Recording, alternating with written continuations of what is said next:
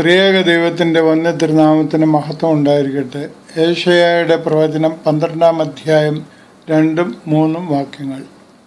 ഇതാ എൻ്റെ രക്ഷ, യഹോവയായ യാഹ് എൻ്റെ ബലവും എൻ്റെ ഗീതവുമായിരിക്കൊണ്ടും അവൻ എൻ്റെ രക്ഷയായി തീർന്നിരിക്കൊണ്ടും ഞാൻ ഭയപ്പെടാതെ ആശ്രയിക്കും. അതുകൊണ്ട് നിങ്ങൾ സന്തോഷത്തോടെ രക്ഷയുടെ ഉറവുകളിൽ നിന്ന് വെള്ളം കോരും.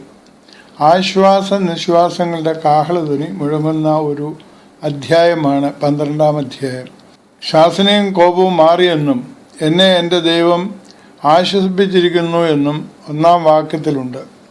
പ്രവാചകന്മാർ വഴി ദൈവം നമ്മോട് കൽപ്പിക്കുന്ന ഒരു വസ്തുതയുണ്ട്. യഹോവ താൻ സ്നേഹിക്കുന്നവനെ ശിക്ഷിക്കുകയും ശാസിക്കുകയും ചെയ്യും. അപ്പൻ മക്കളോടെന്ന പോലെ അത് തിരിച്ചറിയുവാൻ കഴിയുന്നവനാണ് ദൈവത്തിൻ്റെ യഥാർത്ഥ മകനും മകളും. അതിന് കഴിയാതെ പോയതാണ് ഏദനിലെ വീഴ്ചയും കായീനിൽ ലഭിച്ച നിഷ്കാസനവും. വായിച്ച വാക്യത്തിലെ യാഹ് പുറപ്പാട് പുസ്തകം 3-ാം അധ്യായം 14-ാം വാക്യത്തിലുള്ളതാണ്. ഞാനാകുന്നവൻ ഞാനാകുന്നു എന്ന പ്രസ്താവനയുടെ ചുരുക്കരൂപമാണത്. ആകുന്നതായി ദൈവം മാത്രമേ ഉള്ളൂ. നാമൊക്കെ അവൻ്റെ മുമ്പാകെ എന്തുള്ളൂ. അതുകൊണ്ടാണ് സ്നാപകൻ പറഞ്ഞത്, ഞാനോ കുറയണം അവനോ വളരണം, ചെരുപ്പിൻ്റെ വാറ് പോലും അഴിപ്പാൻ ഞാൻ യോഗ്യനല്ല എന്നാണ് പറഞ്ഞത്. അതായത് അടിമയുടെ ജോലിയാണ് ചെരുപ്പിൻ്റെ വാർ അണിയിക്കുക എന്നത്. അതിനുപോലും ഞാൻ യോഗ്യനല്ല എന്നാണ് യോഹന്നാൻ പറയുന്നത്. ഇവിടെ യഹോവയുടെ കോപം മാറിയപ്പോൾ ഒരു പുതിയ പാട്ട് ലഭിച്ചതായി രേഖപ്പെടുത്തുന്നു.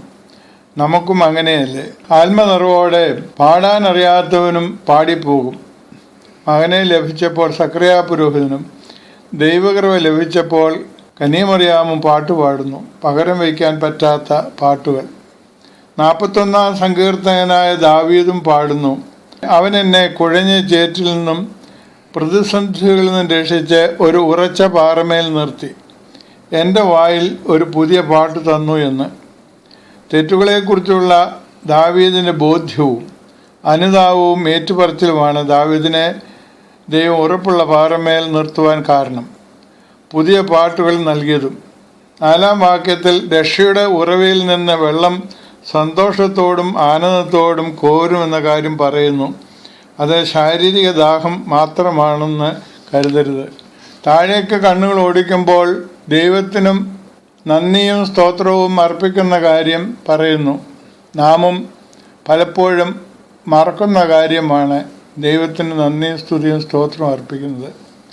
10 കുഷ്ഠരോഗികൾ ശുദ്ധമായ കാര്യം ഏവങ്കലിസ്തന്മാർ രേഖപ്പെടുത്തുന്നുണ്ട്. നന്ദി ചൊല്ലിയത് ഒരു പ്രജാതിക്കാരൻ മാത്രമാണെന്നാണ് കർത്താവ് പറയുന്നത്. ഒരു യഹൂദൻ്റെ യഥാർത്ഥ പാരമ്പര്യമാണ് ദൈവത്തിന് നന്ദിയും സ്തോത്രവും അർപ്പിക്കുക എന്നത്. നമ്മുടെ പ്രാർത്ഥനയിൽ സ്തോത്രം കർത്താവേ 1000 നാം ചൊല്ലാറുണ്ട്. പക്ഷേ അത് ഹൃദയത്തിൻ്റെ അടിത്തട്ടിൽ നിന്ന് വരണം. രണ്ടാമത് ഒന്ന് അവൻ്റെ ഗുണഗണങ്ങൾ ഭൂമിയുടെ അറ്റത്തോളം അറിയിക്കുക എന്നതാണ്. അതിനും ഈ അധ്യായത്തിൽ ആഹ്വാനമുണ്ട്.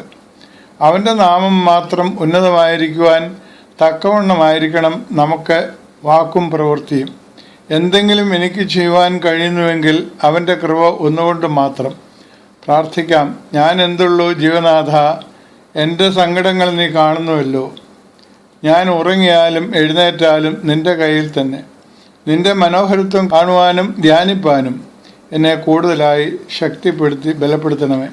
പിതൃപുത്ര പരിശുദ്ധാത്മാവായ ത്രിയേക ദൈവത്തിൻ്റെ അനുഗ്രഹങ്ങളും നാം എല്ലാവരുടെ മേലും സദാ വർദ്ധിച്ചിരിക്കുമാറാകട്ടെ.